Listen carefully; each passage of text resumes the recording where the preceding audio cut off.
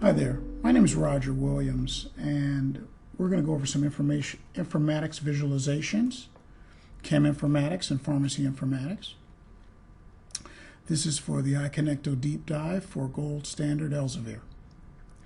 Now, modern medicine can be considered to be an information business at its heart. Procedures and chemical products are central to medicine, but every step depends on information processing of diagnostics, relevant literature, clinical studies, and much more. This short presentation will review some example cheminformatics and pharmacy informatics visualizations using the newer technology infrastructures, Web 2.0 and the semantic web. It will also show some updated demos from a proposal submitted to the Elsevier Grand Challenge 2008. Okay, first some Web 2.0 artifacts. The industry is already fully in the Web 2.0 wave as popularized by various social networking, information sharing, collaboration, and user-centered design, sites, and technology. It's interesting that although the primary distinguishing characteristic delineating Web 1.0 and Web 2.0 is user interaction, according to Wikipedia, the iconic Web 2.0 tool is a visualization, usually driven, of course, by user commands to a corpus of documents or pictures. This iconic tool is the ubiquitous tag cloud, and here's an example. Now, this cloud is actually just a graphic where the points of the graphic are words from a set of documents, and their font size is proportional to their frequency in the corpus. This is basically another type of bar chart of word frequencies. It gives the user some rough idea of the frequency of concepts in the corpus. So let's apply this to a different corpus. Now, if the same process, word frequencies bar chart, is applied to a corpus of pharmacy informatics documents, such as this biological toxins, poisonous arthropods. Let's see what we get here. Yep. Black widow spider, black recluse spider, a lot of nice guys. You have the same capability applied to a more useful to medicine corpus. So first I'm going to define the stop words. We don't want these words to appear in our cloud. And then we'll run a word frequencies that takes that document, and as each word is used, the font gets bigger and bigger. So this is within a single document. But you can see bite is used the most, and muscle and fasciculation. And there was another one here. Oh, and venomation.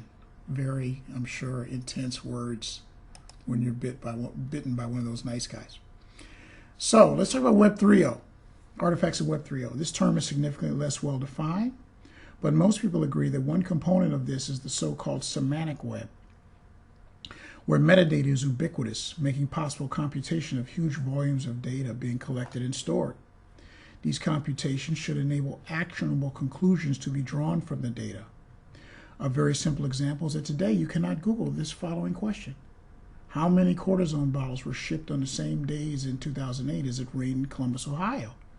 You can't Google that because it isn't found on web pages out on the web. Now, of course, this is a contrived question, but when the metadata is connected to the data, you can begin to answer questions of this form, which are much more relevant and much less contrived. So let's apply this. So this time, a different corpus. This time our corpus will be a database of pharmaceutical chemical compounds and a search engine interface to a group of documents. Rather than, or in addition to keyword search, you can browse the compound seeing the IUPAC name and the number of documents in the corpus which contain this name. So obviously this type of interface is more powerful than keyword search alone. So we'll browse the chemical class of sulfides, and you can see there's ethylene sulfide, propylene sulfide, diethyl sulfide, dimethyl disulfide, and one of them doesn't have a plot.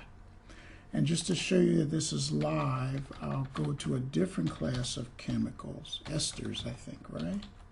Let's try this. And you can see that methylformate has 113 documents in our corpus. Methyl acetate has 36 documents in our corpus. Methyl acrylate has 91 documents in our corpus. So obviously, this gives you sort of a better browsing interface. Now let's talk about a primitive gaming interface. Let's look at another metadata-enabled interface between a pharmaceutical drug, acetaminophen, some component chemicals, and a back-end web-enabled information store. Now this display graphic shows tooltips of additional chemicals which, when clicked, bring up more information about the selected chemical. Further, it allows me to rotate it and still get the information I need. So the information is embedded in the graphic. So let's run this. And here's acetaminophen. And I'll make it bigger so you can see it. So here it is. And if I put my mouse over some of the chemicals, I have a tooltip that some data is connected to it. Now this is an acetaminophen molecule. One of the components, some of the chemical components of it is not formamide, or it's not, let's see here, titanium 2 hydride. But the list of chemicals, we can take some other list and connect it to this graphic or some other graphic. Now the reason why I call this a game is because I can click on it and it'll bring up more information about this chemical. So look at this.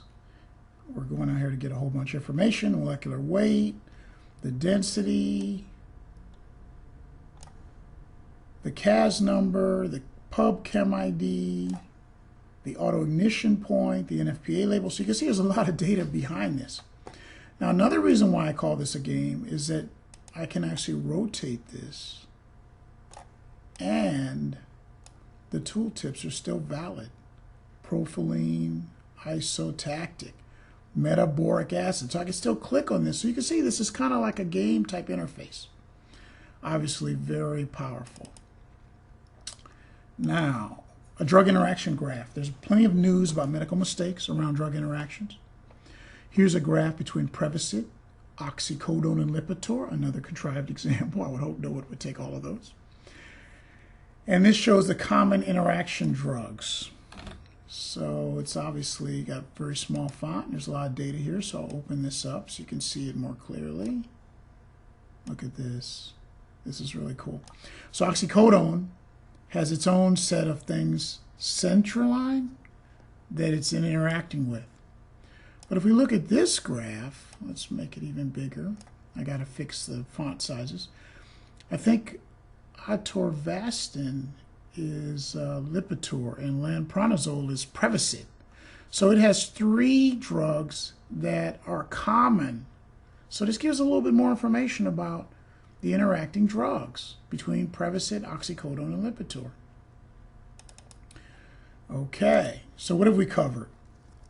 The Web 2.0 tools applied to a pharmacy corpus, an alternative browsing interface to a database of chemical compounds, a primitive game hooking chemical interactions to a web-enabled back-end database, and a graphic showing interactions among common pharmaceutical products. So thanks for listening, and I hope you enjoyed it.